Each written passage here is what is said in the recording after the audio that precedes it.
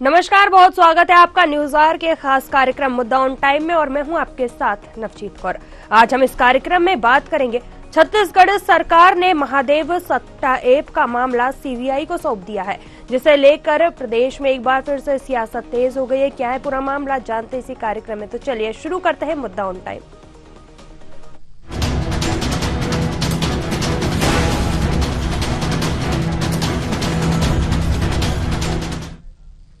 राज्य सरकार ने इसका नोटिफिकेशन भी जारी कर दिया है। इसके साथ ही भूपेश सरकार के 3 घोटालों के विष्णुदेव सरकार ने जांच के लिए सीबीआई को सौंप दिया है। गौरतलब है कि भूपेश सरकार ने छत्तीसगढ़ में सीबीआई की एंट्री को बैन कर दिया था, लेकिन बीजेपी ने विधानसभा चुनावों में किए गए वादों के अनुसार राज्य में सीबीआई से प्रतिबंध को हटा दिया है। इसके बाद विष्णुदेव सरकार ने पहले छत्तीसगढ़ पीएससी भर्ती घोटाला और इसकी जांच फिर बीरनपुर हिंसा मामले में सीबीआई को जांच सौंपी दी थी। फिर महादेव सट्टा ऐप घोटाले की जांच भी छत्तीसगढ़ में सीबीआई को तीसरी जांच ये सौंपी गई है, जिसमें राज्य की पूर्ववर्ती भूपेश सरकार और पूर्व सीएम भूपेश बघेल की भूमिका की जांच होगी। महादेव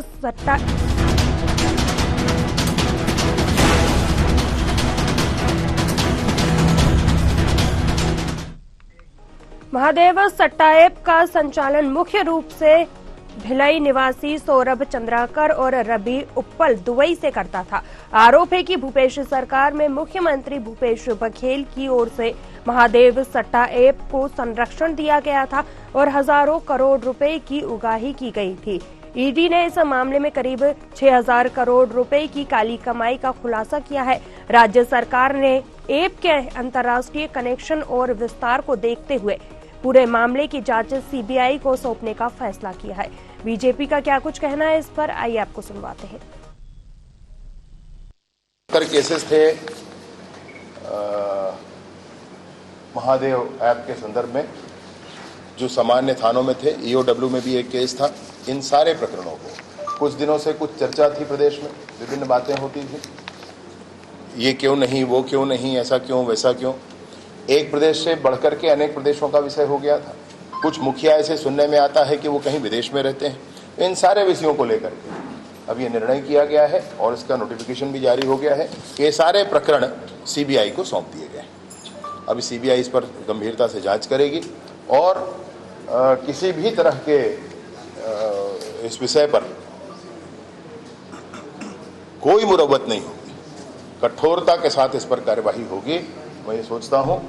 और विदेशों में भी जो लोग हैं उनको भी लाने की कार्रवाई की जाएगी। बीजेपी ने राज्य विधानसभा चुनाव के समय इस मामले को बड़ा राजनीतिक मुद्दा बनाया था और यह प्रचारित भी किया गया था कि महादेव सट्टा ऐप का संचालन पूरी तरह से तत्कालीन पूर्व मुख्यमंत्री भूपेश बघेल के संरक्षण में हो रहा था। वहीं आपको बता दें, राज्य में सरकार बदलने के बाद पूरे मामले की जांच कर ठोस कार्रवाई का दबाव राज्य सरकार के ऊपर था। हालांकि राज्य की सरकार विपक्षी दल कांग्रेस और राजनीति से प्रेरित बता रही है। मैं आपको बता दें कि राज्य की पूर्व मंत्री अमरजीत भगत का क्या कुछ कहना है इस पर, आइए आपको सुनवाते हैं। देखिए, इसमें सबसे जो अहम बात है कि अपना पल्ला झाड़ने के लिए सेंट्रल को कोई भी केस को रेफर कर दो। अब कोई भी पूछेगा तो उस पर जवाब ये रहेगा कि हमने तो सेंट्रल को भेज दिया है, सीबीआई को भेज दिया है, या अन्य एजेंसी उनको भेज दिया है। ये कोई इनका जो है केवल राजनीतिक चश्मे से उसको मत देखिए। ये केवल छत्तीसगढ़ में चल रहा है, ऐसा तो है नहीं। ये तो अन्य राज्य में भी चल रहा है और इनके कोई भी दल, इनका तो जो दावा है कि सभी दल वाले उनसे जुड़े हुए हैं, तो ये सब बात को कहना कि केवल दल विशेष के और किसी नेता का नाम लेना उचित नहीं है। अभी जब ये लोग जांच कराएंगे तो सब पता चल जाएगा कौन कौन है इसमें से जुड़ा हुआ है और कहाँ कहाँ इसका लिंक जुड़ा हुआ है। चलिए इसी मुद्दे पर आज हम चर्चा करेंगे। हमारे साथ मेहमान जुड़ चुके हैं। सबसे पहले आपका उनसे परिचय करा देते हैं, फिर करेंगे इस मुद्दे पर चर्चा। रितेश भौरे बीजेपी प्रवक्ता हमारे साथ जुड़ चुके हैं। रूपेश दुबे कांग्रेस प्रवक्ता, डॉक्टर KN किशोर वरिष्ठ पत्रकार। आप सभी मेहमानों का बहुत स्वागत है। सबसे पहले रितेश जी आपके पास ही आना चाहेंगे। जिस तरीके से आपने देखा कि छत्तीसगढ़ की अगर बात कर ली जाए तो CBI को जांच सौंप दी गई। अब CBI इस पर जांच करेगी। वही अगर कांग्रेस की ओर से देखा जाए तो कांग्रेस का कहना है कि मामले को केंद्र को सौंपकर अपनी जिम्मेदारी से बचती हुई नजर आ रही है बीजेपी। क्या कहेंगे आप इस पर? नवजीत जी नमस्कार। पहले तो न्यूज आवाज सभी दर्शकों को रितेश जी नमस्कार जी। और मैं बता देना चाहता हूँ वरिष्ठ पत्रकार महोदय नमस्कार। कहा जा सकता है का जो मामला है ये पूर्ववर्ती भूपेश सरकार देखिए जिस प्रकार से छत्तीसगढ़ में तो बहुत सारे हो जाना था भाजपा की सरकार विष्णुदेव साय जी के नेतृत्व में चल रही है। रूपेश जी आपको रोकना चाहेंगे। सबसे पहला सवाल रितेश जी से। जी रितेश जी। तो मैं ये कहना चाहूंगा कि ये जो जांच का जो विषय आज आया है ये बहुत सारे हो जाना था। पूर्ववर्ती भूपेश सरकार के समय में हो जाना था। जब ये मुद्दा आया तो मुझे लगता है कि इसको सरकार गंभीरता ने CBI को छत्तीसगढ़ के अंदर बैन करने का काम जो है पूर्ववर्ती कांग्रेस सरकार ने किया था। क्योंकि उनकी सर्विका नजर आई थी। शुभम सोनी का जो वीडियो वायरल हुआ था उसमें भी उन्होंने स्वीकार किया कि इसमें पूर्व मुख्यमंत्री का इसमें हाथ है। मुझे लगता है कि इस CBI के जांच के माध्यम से जो लोग इसके बचते हुए नजर आ रहे और अभी तक जिनके नकाब रहे हैं मुझे लगता है कि ये बेनकाब होंगे और जांच के माध्यम से जो इसमें संलिप्त रहे चाहे कोई भी हो किसी पार्टी का होगा मुझे लगता है कि उसको सजा बिल्कुल जरूर मिलेगी। क्योंकि ये बहुत बड़ा अपराध था। युवाओं को इसमें धकेलने का बहुत बड़ा षड्यंत्र जो है भिलाई के रवि पर और सौरभ चंद्रकर के द्वारा हुआ। मुझे लगता है कि जो विदेश भागने की जो क्रिया थी वो सरकार का बड़ा हाथ रहा है और आज जो निर्णय हुआ बहुत ही ऐतिहासिक निर्णय है। ये बहुत सारे हो जाना था।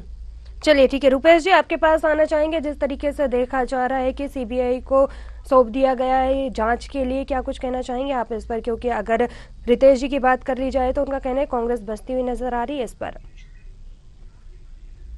नवजीत जी कांग्रेस को किसी भी जांच एजेंसी पे आपत्ति नहीं है। जांच अगर CBI किशोर जी आपको रोकना चाहिए। भाजपा की जी रूपेश जी छत्तीसगढ़ में जब से भाजपा की सरकार आई है साय जी के नेतृत्व में जो सरकार काम कर रही है जहां अपनी असफलता को छिपाने के लिए ये विभिन्न जांच एजेंसियों को नाकाबिल साबित करने का भी इन्होंने प्रमाण दिया है। वो छत्तीसगढ़ के मान प्रतिष्ठा और प्रसिद्धि के विपरीत है।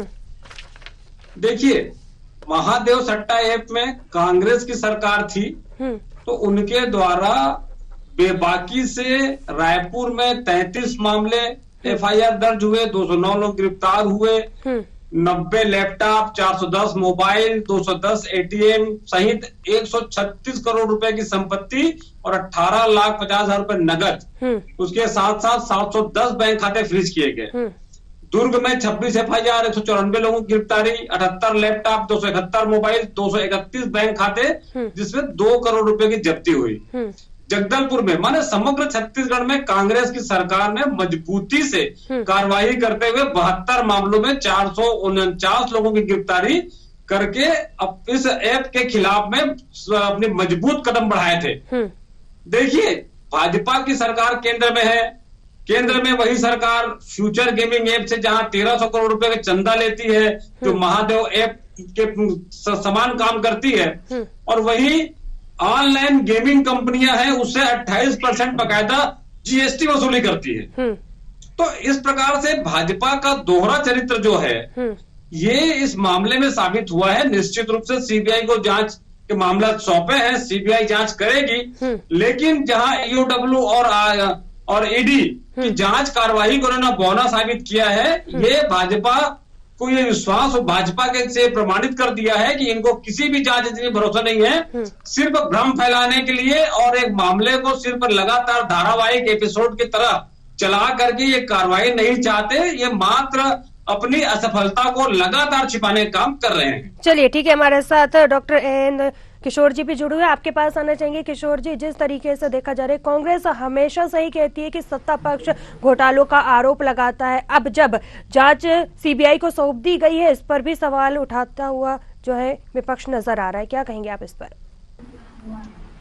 ये कांग्रेस के टाइम पे भले ही वो जांच शुरू हुई होगी, FIR हुआ होगा, बट समस्या ये है कि कोई भी सरकार आए, सबसे बड़ा एक बात होती है कि क्या वो कंक्लूसिव या खत्म, जो जांच करने के बाद जो लोग इसमें है उसको क्या वो नियम के सामने लाते हैं कि नहीं लाते हैं, ये होता है।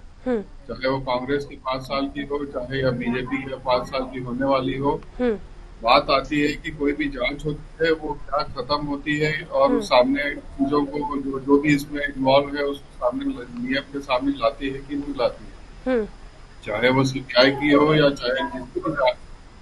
अगर वो नहीं आती है तो पब्लिक के सामने ये एक प्रश्न उठता है कि क्या जांच सही हुई कि नहीं हुई है और क्या ये इसको डिले करने के पॉलिटिकल प्रैक्टिस है, ये एक इम्पोर्टेंट बात आती है सामने। कोई भी जांच हो, ये एक मुद्दा है जो लोगों के सामने रहता है, भले ही वो कांग्रेस की हो चाहे बीजेपी की हो। इस चीज को ध्यान में रखते ही जो भी जांच है या सरकार तय करे कि हाँ जांच इस समय सीमा में कंप्लीट होना चाहिए और जो नियम के सामने लाना है उसको नियम के सामने लाया जाए।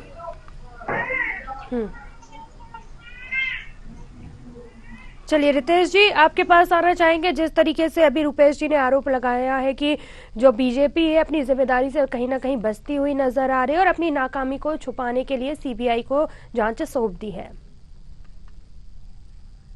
दोहरे चरित्र का भी आरोप लग रहा है कांग्रेस के।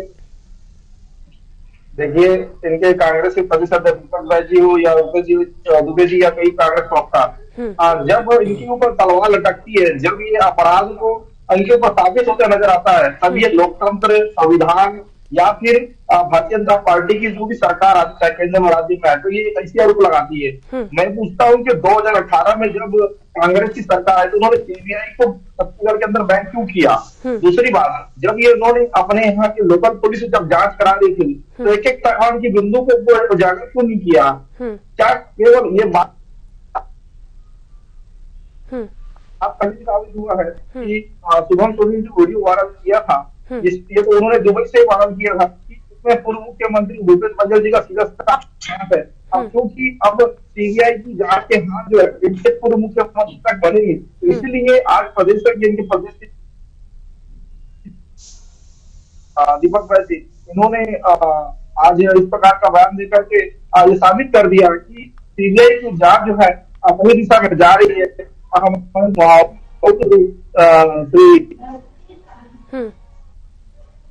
दीपक शर्मा जी ने जो जांच के जो आदेश दिए हैं, मुझे लगता है कि सभी छत्तीसगढ़ की जनता बहुत ज्यादा खुश है और ये नाकामी तो ये कांग्रेस की, जिन्होंने अपने कार्यकाल में तो दबाने का प्रयास किया। मुझे लगता है कि ये काम बहुत पहले हो जाना था और इसमें एक एक व्यक्ति, इसमें जो संलिप्त है दुबई में बैठा व्यक्ति को इसमें लेके आया जाएगा, ये लगता है और दोषियों को सजा भी मिलेगी। चलिए ठीक है, रुपेश जी आपके पास आना चाहेंगे। सबसे बड़ा सवाल रितेश जी की तरफ से ये आ रहा है कि आखिर छत्तीसगढ़ प्रदेश की बात कर ली जाए तो CBI को बैन क्यों किया गया था? आखिर ऐसा क्या कुछ कारण था? क्या फिर अगर देखा जाए तो विपक्ष को CBI पर भरोसा नहीं था? नवजीत जी, जिस प्रकार से छत्तीसगढ़ कांग्रेस की सरकार जनता के हितों के लिए काम करती रही, जनता के हितों के लिए योजनाएं बनाकर धरातल में लागू करी, और जब केंद्र सरकार को, राज्य सरकार को उसके हक हिस्सा देने की जब बारी आती थी, चाहे कोयला में हो या GST क्षतिपूर्ति में हो या प्रधानमंत्री आवास के लिए हो या मनरेगा के लिए हो, जितनी भी सरकारी योजनाओं की राशि जब छत्तीसगढ़ सरकार को देने की बारी आती थी तो इनके द्वारा मात्र सरकार को परेशान करने के लिए जो हमारा हक का पैसा था उसको भी नहीं देते थे। और उसके बाद जिस प्रकार से अब देखिए, छत्तीसगढ़ के अलावा महाराष्ट्र हो या अन्य सरकार को जिस प्रकार से इन्होंने ऑपरेशन लोटस के तहत परेशान किया, सरकार गिराई। चूंकि छत्तीसगढ़ में कांग्रेस की बहुमत की सरकार थी, 68 सीटों के साथ जीतते हुए हमने 72 सीटों में विधायक हमारे थे, इसलिए भाजपा की यहां दाल नहीं गली। अब देखिए, मैं फिर से कहना चाहूंगा, ये पूर्वाग्रह से ग्रसित होकर की भाजपा काम करती है। ये पूर्व मुख्यमंत्री भूपेश बघेल जी का नाम लेकर के उनकी छवि को खराब करने का काम भाजपा कर रही है। के पास कांग्रेस पार्टी और हमारे नेताओं की छवि को खराब करने के अलावा इनके पास कोई काम नहीं बचा है। यदि इनमें थोड़ी भी नैतिकता है तो ये महादेव को केंद्र सरकार बैन क्यों नहीं लगती, ऑनलाइन गेमिंग के मामले को बैन क्यों नहीं लगाती, उनसे 28% जीएसटी लेती है। और देखिए जिस प्रकार से आदरणीय शाह जी और गांजा के लिए हमें गांजा की तस्करी, गांजा का उपयोग ज्यादा होता है, उनको जानकारी होनी चाहिए आदरणीय अमित शाह जी को। गांजा अधिकतर उड़ीसा, बंगाल और नेपाल से आता है।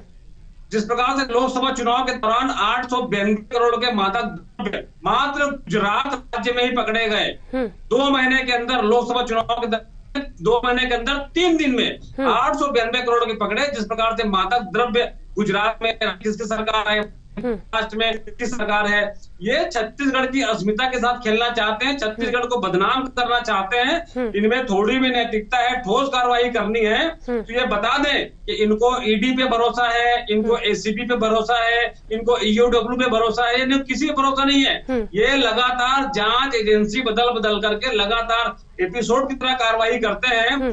सबसे दुर्भाग्यजनक बताना चाहूंगा नवजोत जी कि ये माननीय हाई कोर्ट को भी सीबीआई को बड़ा बताने का प्रयास इन्होंने किया है। पीएससी का मामला हाई कोर्ट में लंबित होने के बाद इन्होंने सीबीआई को सौंपा।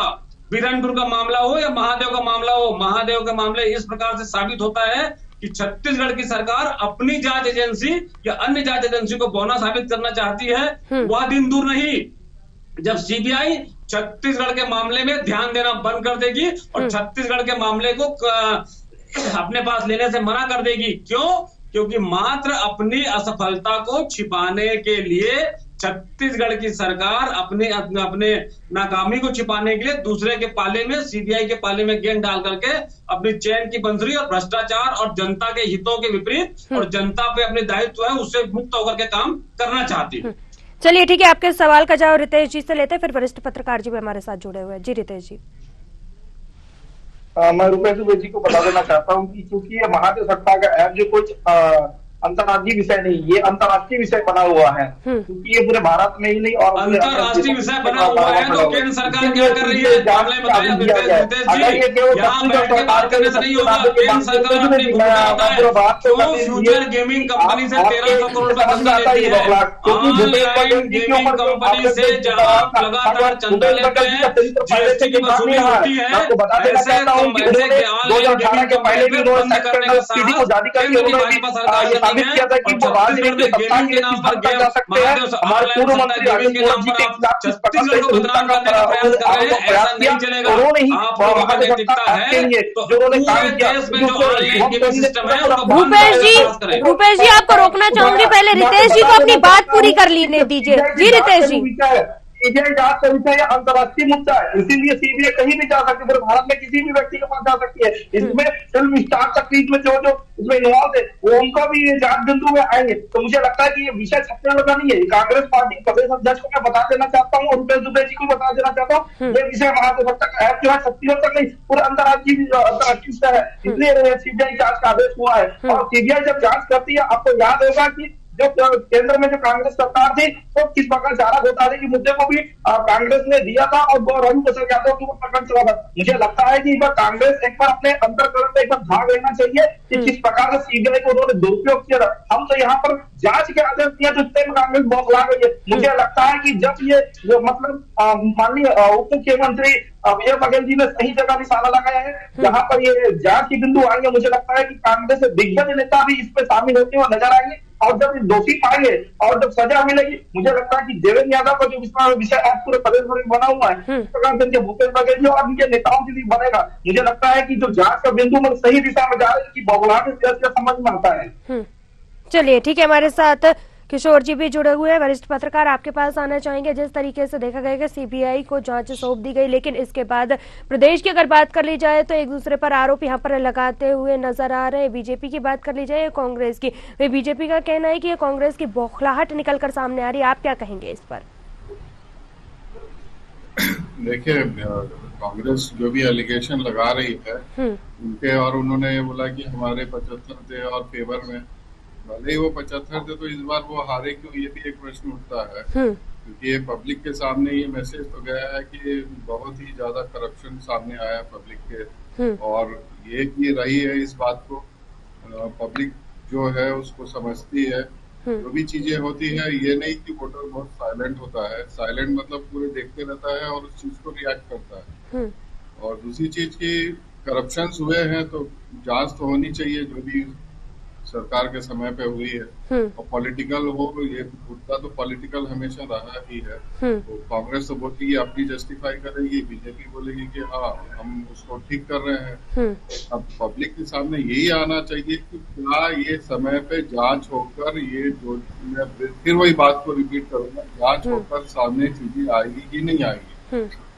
चलिए सीबीआई की बात है, सीबीआई जांच करेगी, इसलिए इंटरनेशनल लेवल पे है। सबसे पहले तो ये जो ऐप है उसको सरकार को चाहिए कि उस ऐप को बैन करे, क्योंकि अभी भी शायद वो चल रहा है और अभी भी बहुत सारे केसेस बन रहे हैं उसके रिलेटेड और अरेस्ट भी हो रही। तो सबसे पहले तो वो पब्लिक का पैसा अब और बाहर ना जाए, ये ध्यान रखते हुए उसको बैन करने की सोचनी चाहिए। चाहे वो सेंट्रल गवर्नमेंट, क्योंकि दोनों जगह पे बीजेपी की ही गवर्नमेंट है, तो वहां पे भी उसको बैन कर दे। उनको सेंट्रल को बोल के कि क्योंकि इंटरनेशनल लेवल का मामला है तो शायद सेंटर उसमें इंटरवीन करे। और सबसे पहला तो बैन होना चाहिए ताकि फिर और पैसा पब्लिक का न लगा। चलिए रितेश जी, आपके पास आना चाहेंगे। जिस तरीके से वरिष्ठ पत्रकार जी ने कहा कि इस ऐप को ही बैन कर देना चाहिए, क्या कहेंगे इस पर? क्योंकि अभी देखा गया था कि रुपेश जी भी यही सवाल उठा रहे थे।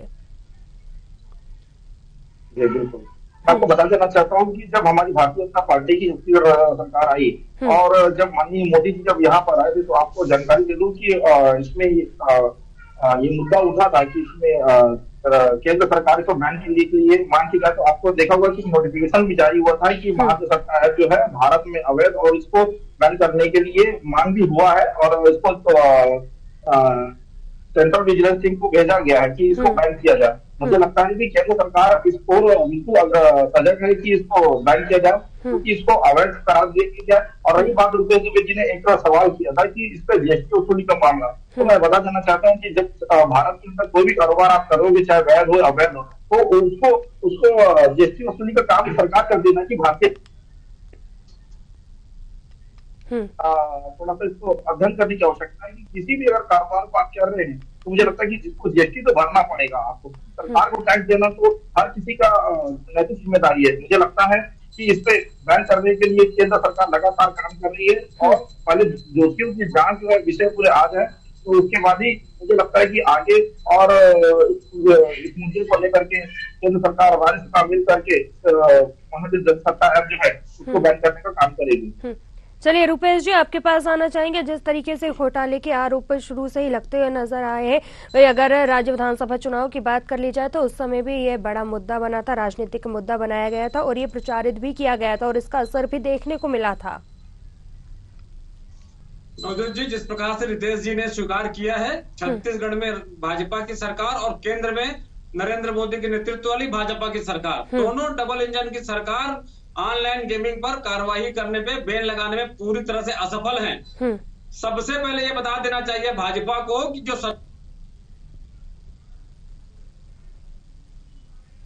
चलिए रुपेश जी से हमारा संपर्क टूट गया। हमारे साथ वरिष्ठ पत्रकार जी, उनके पास आना चाहेंगे।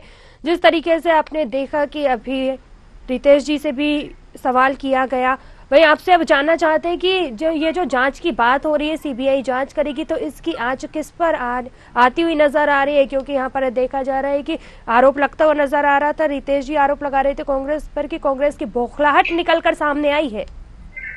जी किशोर जी, देखिए वो तो नेचुरल है कि उनके टाइम पीरियड कांग्रेस के समय का जो केस है और वो उसमें शायद उसमें कोई फंसे, तो नेचुरल है कि वो उन पर रिएक्ट तो करेगा ही और प्रपोज भी करेगा कि हाँ हमने शुरुआत की थी और इसकी जांच की, क्या एफआईआर दर्ज करने की शुरुआत की थी। बाद में सरकार बदल गई और बीजेपी ने सीबीआई, पहले तो अपनी खुद के जांच कर रही थी, अब सीबीआई को सौंप दी है और ये तो पॉलिटिकल उनका वो था कि हम उन चीजों को जांच कराएंगे, और अब ये तीसरी जांच जो है सीबीआई को दे दी गई है पीएससी के बाद। तो मुद्दा तो वो रहता ही है कि कांग्रेस उसको अपोज करेगा ही, और वो उसको ये बताने की कोशिश करेगा कि पॉलिटिकली बीजेपी का जो लोकल जांच है वो फेलियर है। मेन तो वही आता है कि वो अपने फेलियर को प्रोजेक्ट करेगा। चलिए ठीक है, आप सभी मेहमानों का जुड़ने के लिए बहुत धन्यवाद। तो जिस तरीके से देखा जा रहा है कि छत्तीसगढ़ राज्य की अगर बात कर ली जाए तो राज्य सरकार ने इसका नोटिफिकेशन भी जारी कर दिया है, और इसके साथ ही भूपेश सरकार के 3 घोटालों के तहत आपको बता दें कि विष्णुदेव सरकार ने जांच के लिए सीबीआई को सौंप दिया गया है। गौरतलब है, आपको बता दें कि भूपेश सरकार ने छत्तीसगढ़ में सीबीआई की एंट्री को बैन कर दिया था, लेकिन एक बार फिर से सत्ता परिवर्तन होने के बाद सीबीआई को इसकी जांच सौंप दी गई है। अब देखना होगा कि क्या कुछ निकलकर इस जांच में बाहर आ पाता है। फिलहाल न्यूज़ आवर के खास कार्यक्रम मुद्दा ऑन टाइम में इतना ही। मुझे दीजिए इजाजत, आप बने रहिए न्यूज़ आवर के साथ। नमस्कार।